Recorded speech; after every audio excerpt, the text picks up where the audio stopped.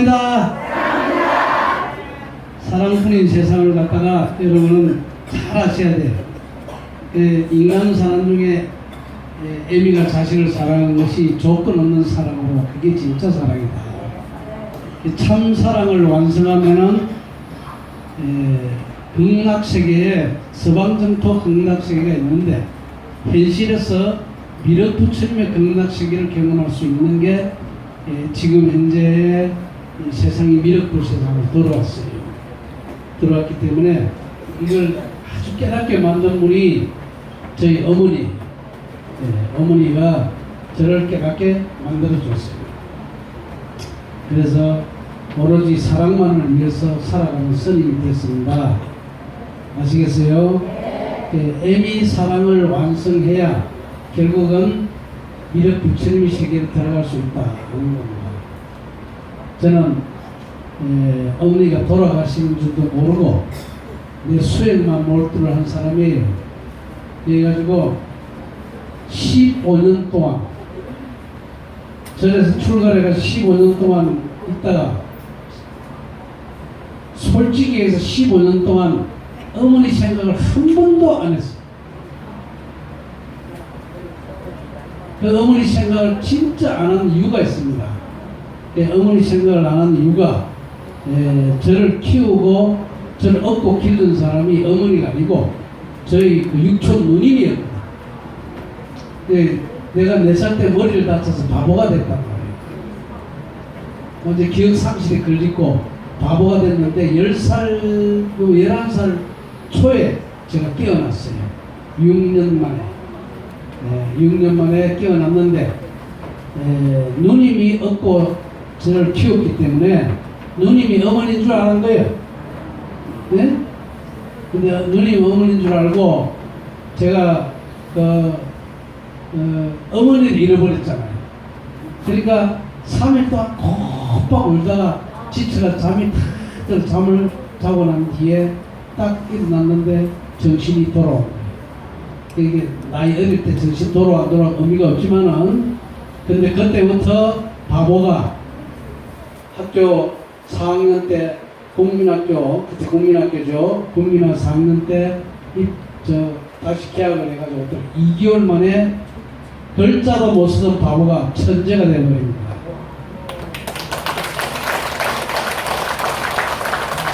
그래서 전교 1, 2등을 돌게 됐고 그 다음에 중학교 가서 전교 1, 2등.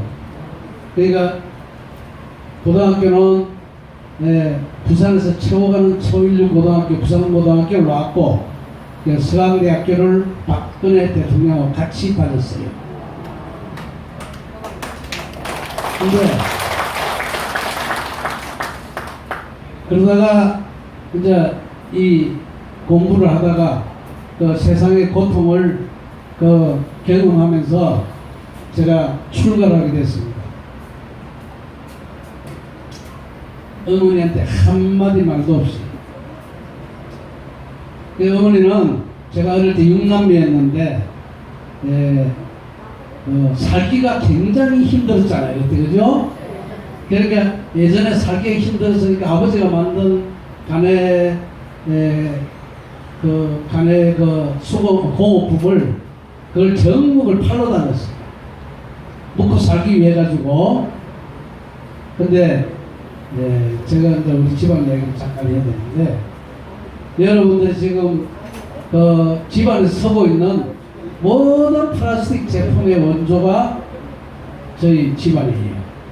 모든 플라스틱 제품, 빨래집게, 옷걸이, 바지걸이, 비눗가 이 전부 다 쓰고 있죠. 그걸 제일 처음에 생산한 분이 바로 저희 아버님이세요. 심지어는 저쪽에 해산에 바다에서 작업하는 어구까지 어로 기구가 이 플라스틱이 많아요. 그런 것까지 다 개발해가지고 그렇게 하신 분인데 그걸 전국에 팔러 다니신 분이 저희 어머니세요. 그러다 보니까 자식을 돌볼 시간이 없어요. 맞잖아요. 근데 어릴 때 그걸 모르고 내가 바보가 됐으니까 4살 때 아버지 따라 졸졸졸 따라가다가 어머니가 잠시 그 당시에 선창가에서 음식 국밥집을 하고 있었어요. 그러다 보니 바쁘니까 애가 어딘지 모르잖아요. 근데 이 가다가 신장로를 건너 아버지는 코마가 따로 저러고 갔고 그러다가 그냥 차에 부딪혔는데 GMC 미군 GMC에 부딪혔어. 그러니까 붕 떠가지고 병원에 안고 가니까 털털 털고 일어나거든. 지금 같으면 난리 날 문제인데 그때 저는 기억에 완전히 이 머리 성장이 중지되는 거예요.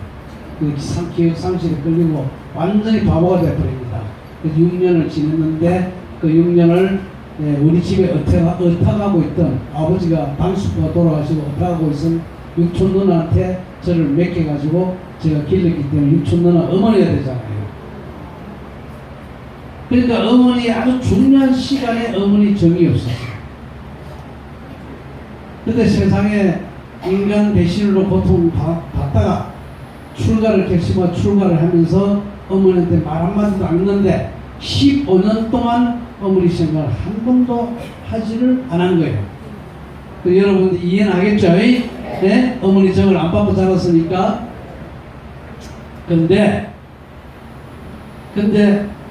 출가 15년 만에 무문관 수행을 하다가 딱 어떤 경계를 넘겼어.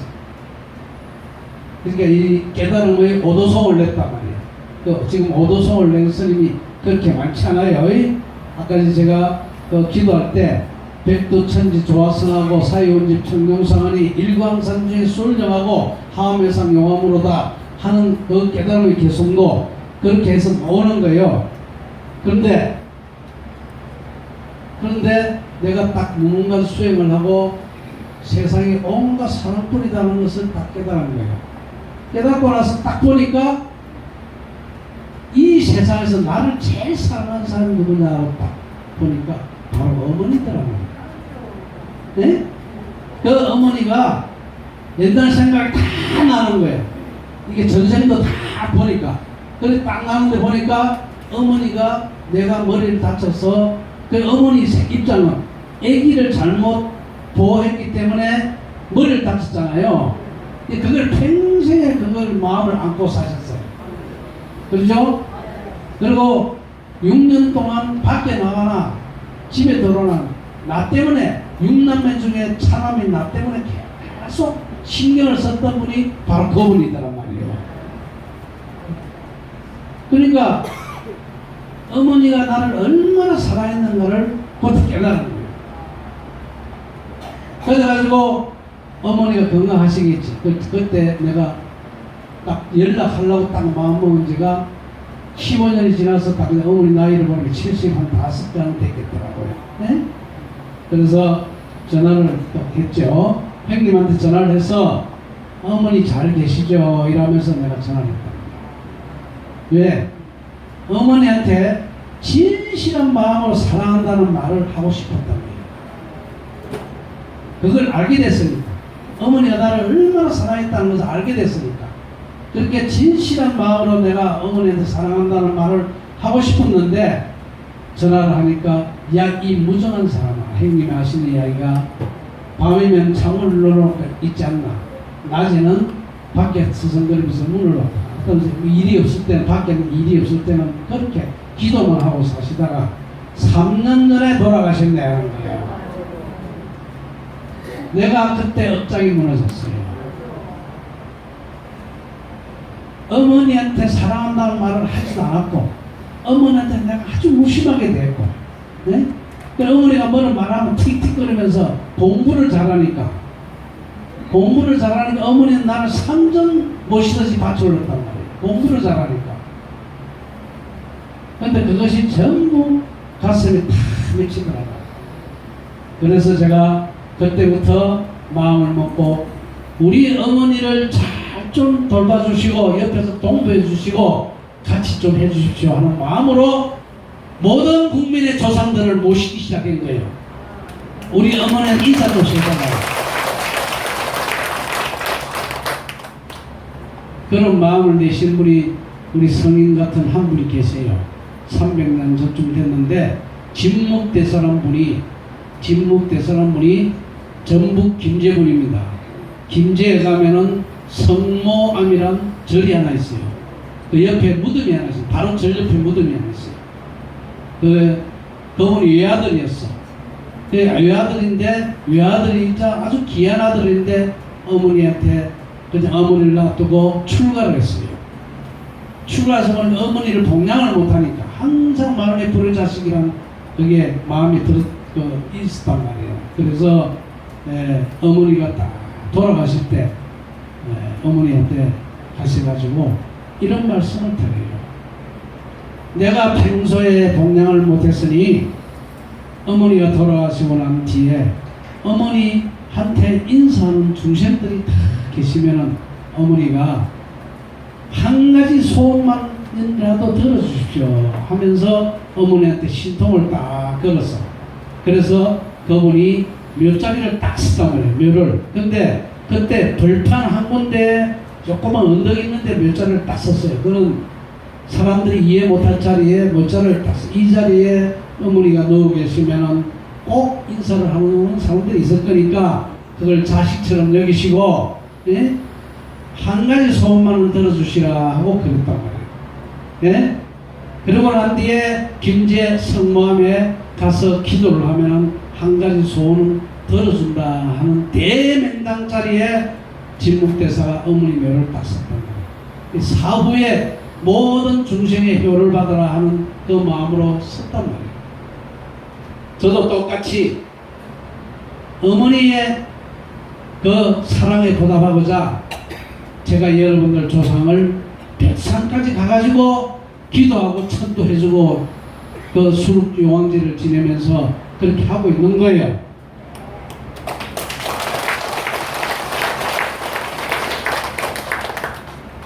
내가 한 대목을 다시 한번 아까 저기 기도한 한 대목을 제가 다시 한번 말씀드릴게요. 부모님의 크신 은혜 하늘 아래 또 있을까? 우리 부모 그 은혜를 의해서 보답하리. 자식들의 모든 고통 대신받기 원하시며 애태우며 80자식을 100살 되신 어머님은 그 자손의 거신 걱정 저승간다를 거치셨습니다. 이 대목이에요. 여러분이 저승간다 해도 자식에 대한 근심 걱정은 절대 못 놓습니다. 못 나와요. 저승가면 끝나는 게 아니에요. 절대 저승가면 끝나는 게 아니에요. 우리가 몸주란 말 알죠? 몸주 해봐요. 몸주란 말인데 몸주가 뭐냐면은 간단해요. 간단하게 이해할 수 있어요. 잠은 누워서 잠을 자는데 죽은데 잠을 자고 있는데 이 정신이 현몽 상태에 들어가면 자꾸만 그냥 끌려다니는 거고, 현몽 상태에 들어가면은 자기 정신을 가지고 객지에 구경을 하고 부모님, 할아버지, 할머니를 사는 듯이 3분 살아있는 듯이 만나게 되고, 그렇죠?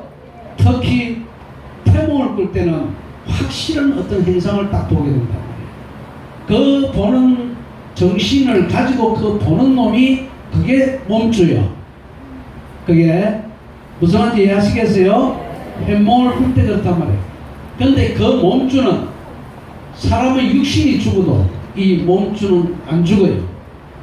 몸주가 천당을 가고 몸주가 극락을 가고 몸주가 지옥을 가고 몸주가 아기가 떨어져 가지고 고생하는 것이 이 몸주가 다 하는 거예요. 그래서 몸주는 여러분이 이 육신이 죽어도 절대 죽지 않는 것이 몸주입니다. 그러면 영혼 몸주가 돼가지고 죽어서 자식을 버릴 수 있습니까? 절대 그 근심 걱정 못 버리는 거예요. 아시겠어요? 제가 우리 어머니 말씀을 드리면서 다시 제가 백두산에 가서 항상 어머니께 감사를 드립니다. 그리고 모시는 조상님들이 다 우리 어머니랑 함께 하시라고 제가 그럽니다.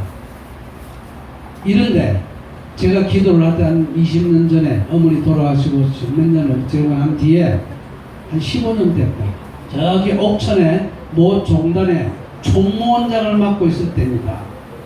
총무원장을 맡고 있을 때인데 그때 제가 조상기도를 계속 그렇게 하니까 어떤 영을 볼 줄 아는 영통이 된 노보살님이 한 분 계세요. 지금도 살아계십니다. 90한 서너 됐어요. 아주 건강하세요. 정신도 말짱하시고. 이분은 무속인들처럼 뭐 모시고 그러지 않아요.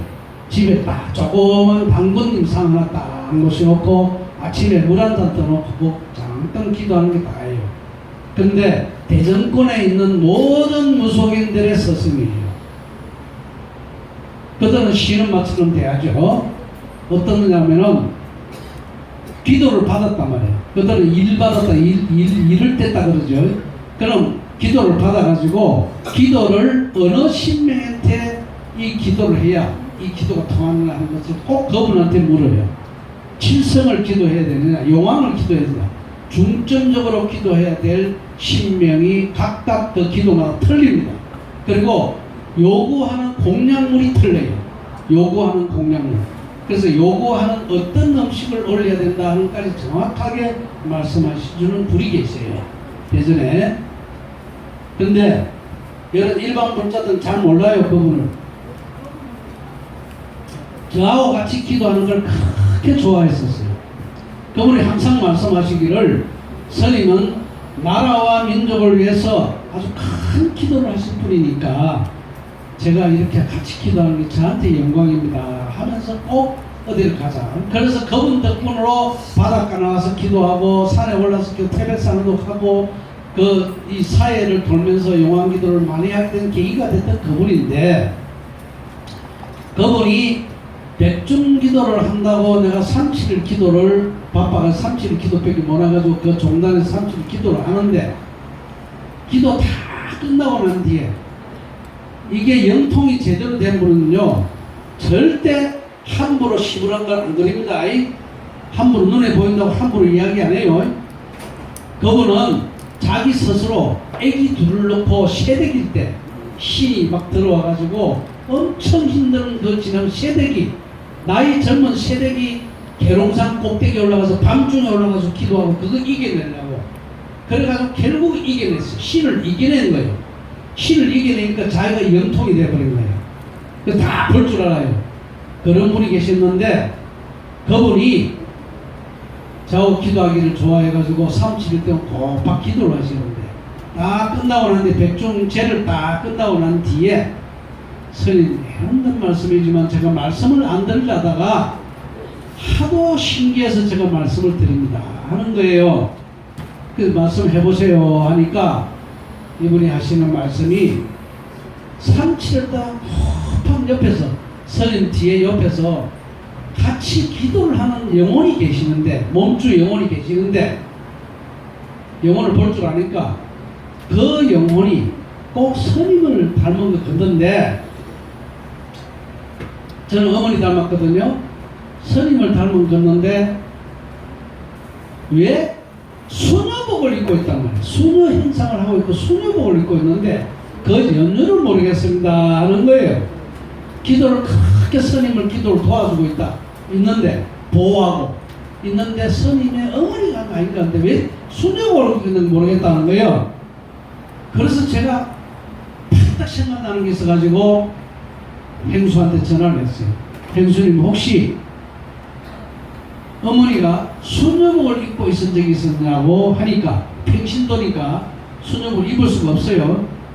그런데 행수님 하시는 이야기가 수도원에 가면은 수녀원에 기도하러 가면은 수녀님들이 우리 어머니한테 워낙 열심히 기도를 하니까 우리 어머니한테 수녀복을 입고 기도해도 좋다는 허락이 떨어져 가지고 수녀복을 입고 있었고 그 사진도 있다는 거예요.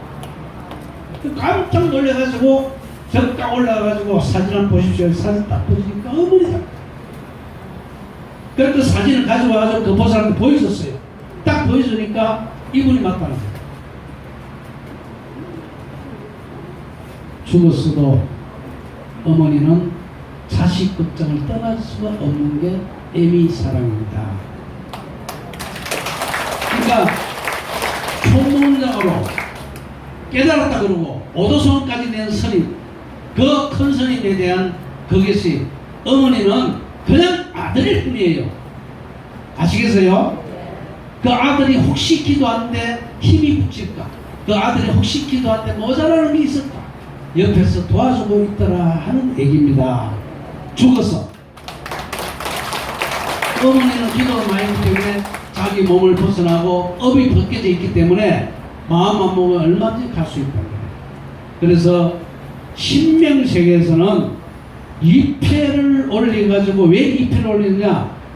편안해지면, 기도로서 자기가 몸을 벗어나 편안해지면 바로 자손을 도울 수가 있습니다. 바로 자손을 도울 수 있는 그 경계를 신통, 그것이 바로 영통이라는 거예요.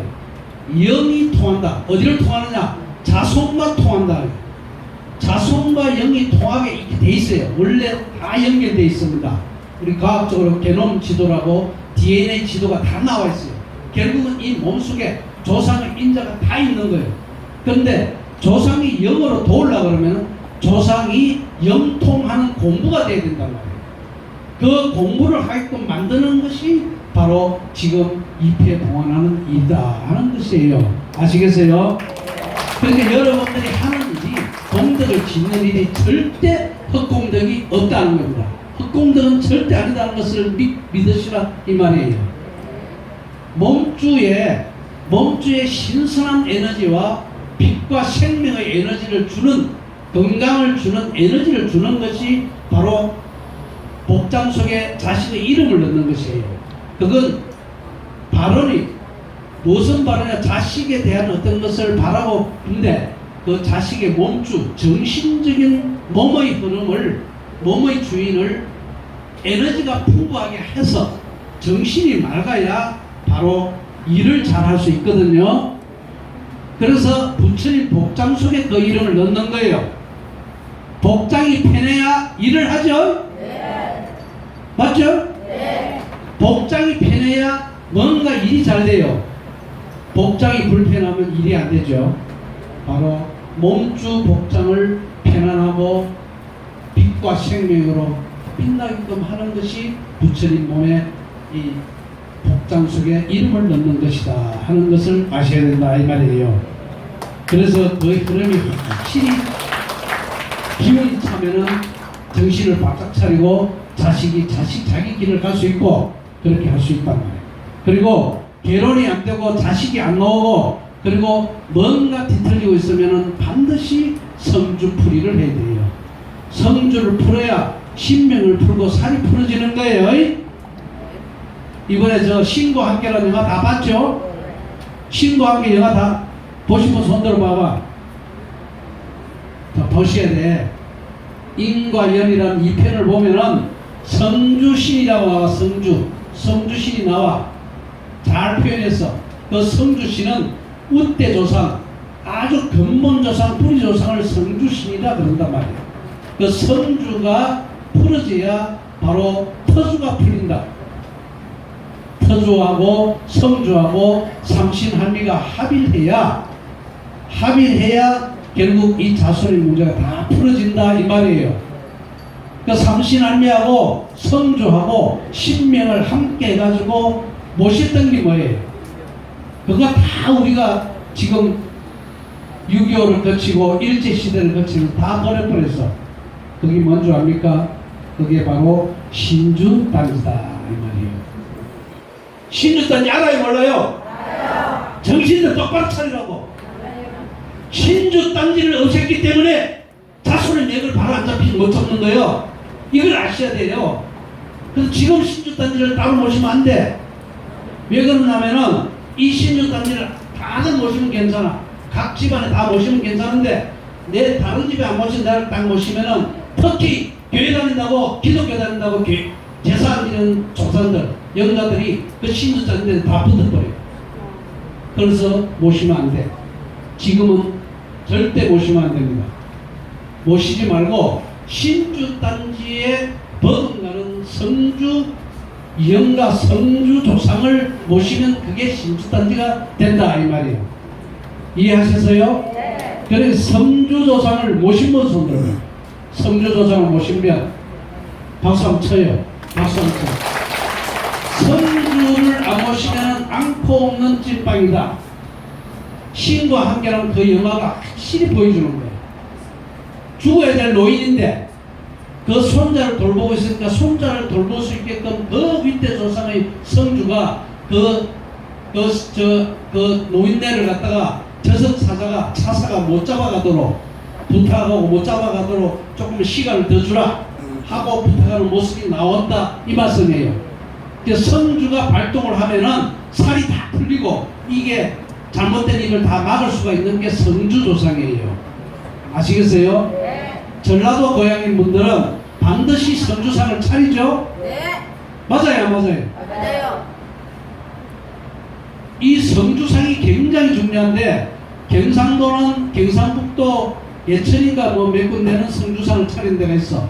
경상도는 아예 없어. 충청도도 없어요. 이게 무슨 말이냐면은 제사를 제대로 법대로 지내는 지방은 전라도다 이 말이에요. 그러니까 성주상을 차려야만이 성주가 5대조 이상, 고조부 이상의 시제모사 올라간 이상의 근본조상을 이야기하는 거예요. 아셨어요? 네. 그 근본조상에 대한 그 뿌리를 잘 하지 않으면은 여러분들 엄덕이 약해. 조상의 엄덕이 약하단 말이에요. 집안에 다 어른들이죠? 네. 할머니들이고 집안들 다 어른들이잖아. 네. 어른 노릇 똑바로 하시란 말이에요. 그게 무슨 말이냐? 다른 건 다 챙겨놓은 거라도 정말 큰 소리를 쳐야 될 일이 있어요. 그게 뭐냐? 시제모사 1년에 한 번씩 지내죠? 네. 시제모사를 지낼 때 자기 자신에서 난 자손으로 내리네. 손자도 좋고 막내 아들도 좋고 장손이 아니라도 돼요. 한 사람한테 만 원씩 몇만 원씩 가족들이 자손들이 돈을 모아가지고 한 사람을 대표로 그 시제모사에 참석하게 돼 있습니까? 안 돼 있습니까? 네. 있습니다. 돼 있죠? 네. 그 가족에 그걸 갖다가 하도록 만드는 분 손 들어봐봐. 시골에 꼭 한 사람 대표해서 보내는 분.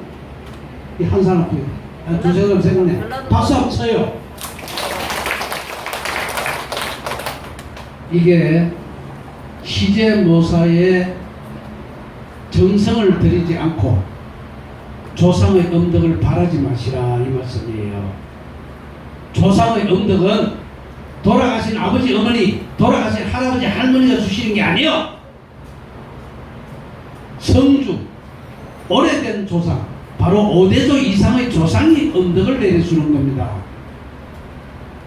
그래서 시제모사는 반드시 보내야 되는데 그것도 어려우니까 성주조상 2편을 모시고 절에 가면 돼요.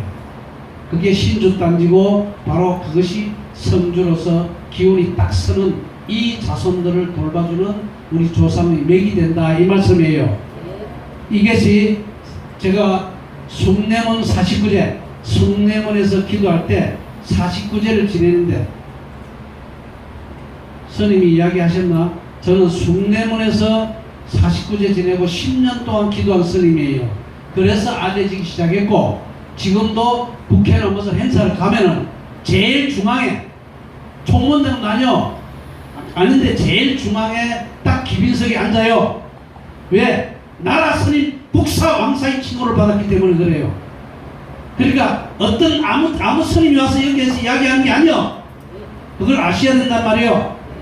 그래서 성주의 기대를 바로 세워야 그 기도를 바로 세워야 성주. 그러니까 이 터주신이 도운단 말이에요. 터주가 도와야 장사대 특히 건설관계, 특히 부동산 관계, 그리고 돈 못 받는 관계, 이 모든 문제가 성주에 달려있다. 이걸 분명히 오늘 이해를 하시고 가셔야 된다 이 말씀이에요. 아시세요?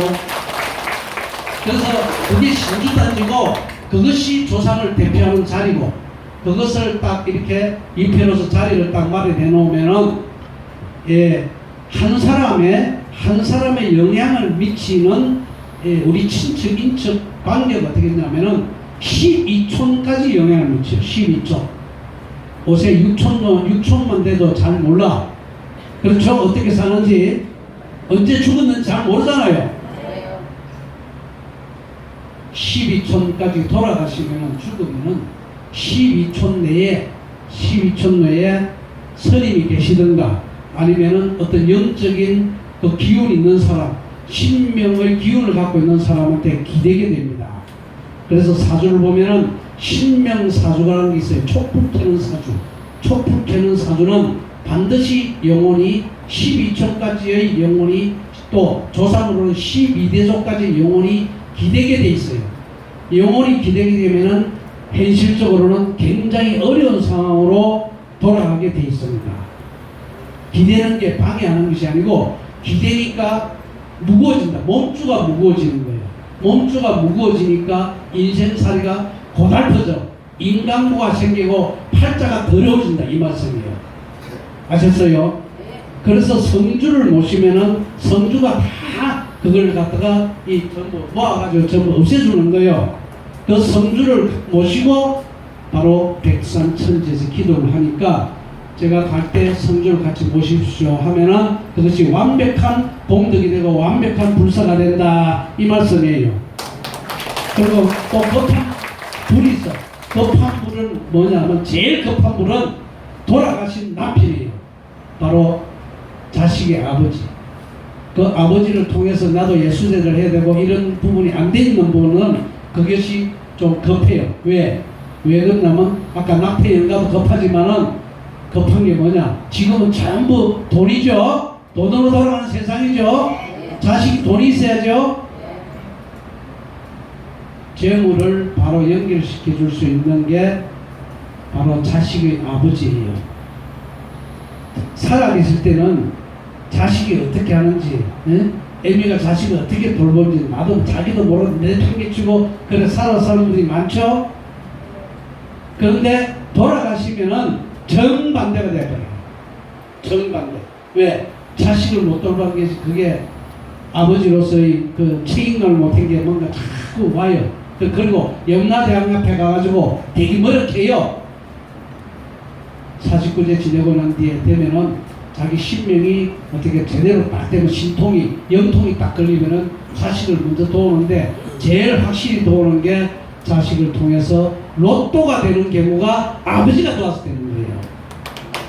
그게 이치상으로 딱 돼 있어요. 로또가 되는 게 특별히 무슨 특별한 오다를 받아가지고 자식이 한번 사업의 어떤 단계를 높이고 좀 돈을 벌 수 있게끔 계기를 만들어주는 게 아버지가 만들어주는 것이다 하는 것을 아셔야 된다 이 말씀이에요. 그래서 여러분들은 이런 계기를 만났을 때 하나하나 따져가지고 그걸 이해줄 수밖에 없는 상황이다 이 말씀이에요. 애미가 자식을 사랑하니까 끝까지